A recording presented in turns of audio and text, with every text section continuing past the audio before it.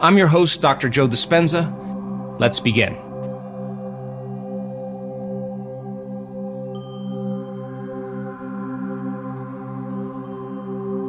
When I was a kid, my father was very keen on me going to medical school, but the more I came close to that model, the more it was mechanistic for me, and I was more of a vitalist. I believe that there's something else that's giving the cell instructions and information. And so then you can't explain how a cut heals without understanding quantum physics and how energy works. And then I started entering this world of quantum, and then wow, somehow the mind has an effect on reality. And well, it works for the really tiny with subatomic particles, but how do we get it to work for large things like planets and real life events? Can your observation begin to change an outcome in your life? And so I sold everything, and I had a great practice and super busy in Southern California, and worked with some of the professional teams there, and I just gave it all up. I wasn't the same guy anymore, and I just wanted to figure out how this all happened. So I went back to school, started studying again, and then I started thinking, God, is there anybody else that may have had a similar experience like me? And so I started interviewing people that had spontaneous remissions from diseases, people that were treating conventionally and unconventionally, and they were either staying the same or getting worse, and all of a sudden they got better.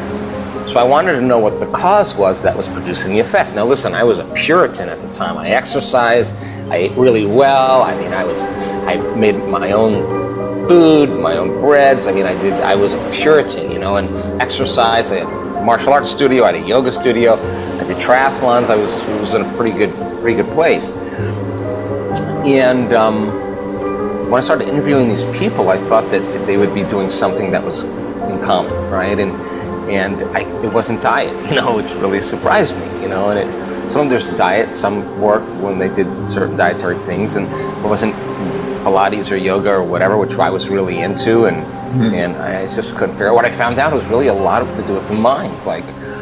It was a lot to do with the mind, which was my experience. And so after interviewing all these people, I found out what the commonalities were that allowed them to go from a state to a really healthy state. And I teased them out, and there were 4 common things. And when I started understanding what those things were, the scientist in me said, okay, if this is true, then it should work on other people.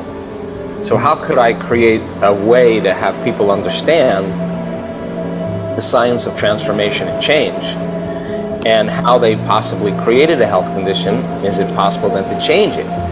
And would they have to change something about themselves in order to change their health or their life? Because nothing changes in our life until we change. That's the end of the story. And a lot of people think they can stay the same person and that their life will change, and it doesn't work that way. So I started looking closely at our personality, how we think, how we act, how we feel.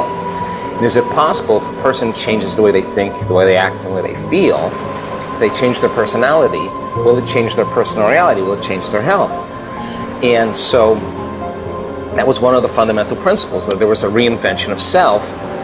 And then there was the other important thing, which was so valuable, which was breaking the habit of being the old self. And a habit is a redundant set of automatic, unconscious thoughts, behaviors, and emotions that's acquired through repetition. It's when you do something so many times, your body now knows how to do it better than your conscious mind. Now it becomes a subconscious program. So that's 95% of who we are. So the process of change then requires that we become conscious of our unconscious self. So conscious of those hardwired thoughts, those automatic habituations, and those emotional reactions and conditionings. So conscious that we don't go unconscious and return to that same personality, because the disease and the gene expression and the biology will stay the same.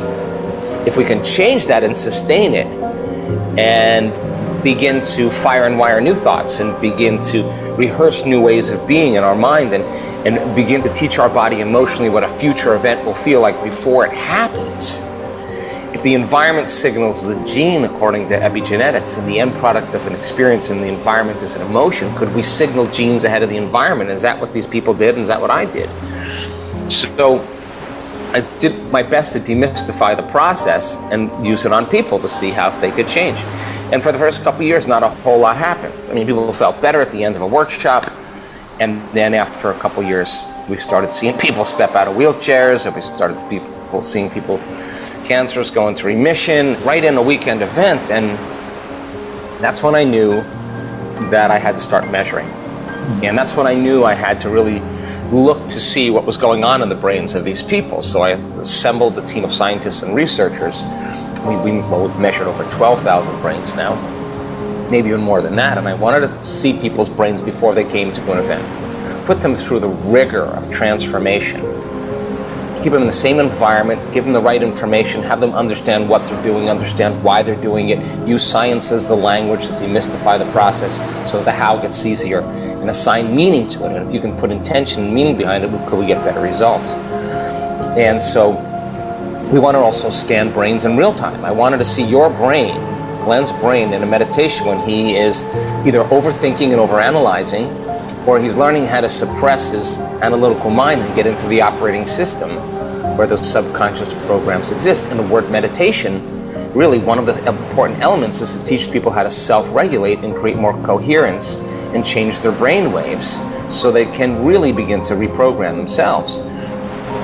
And it means to become familiar with, to become so conscious of the old self that you go unconscious to it, and so familiar with a new self that you become that person.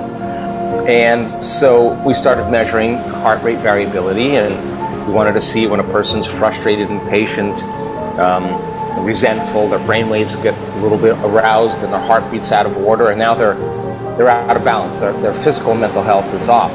And that in that state, when we're incoherent, biologically we're incoherent in our mental health state.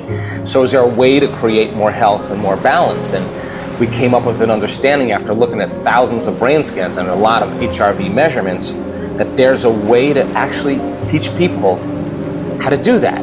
And you don't have to be a mystic, you don't have to be a saint, you don't have to be a yogi. You could just learn the formula and what kind of effects would it require. So then we started measuring gene expression, and we saw that in 4 days people could change their gene expression. In 4 days they could make genes, activate genes that make new neurons in their brain, not make new connections, but new neurons. Genes that promote, oxidative balance, genes that strengthen the immune system, genes that activate stem cells to go to damaged tissues and repair them. So they're all fundamentally important genes for health.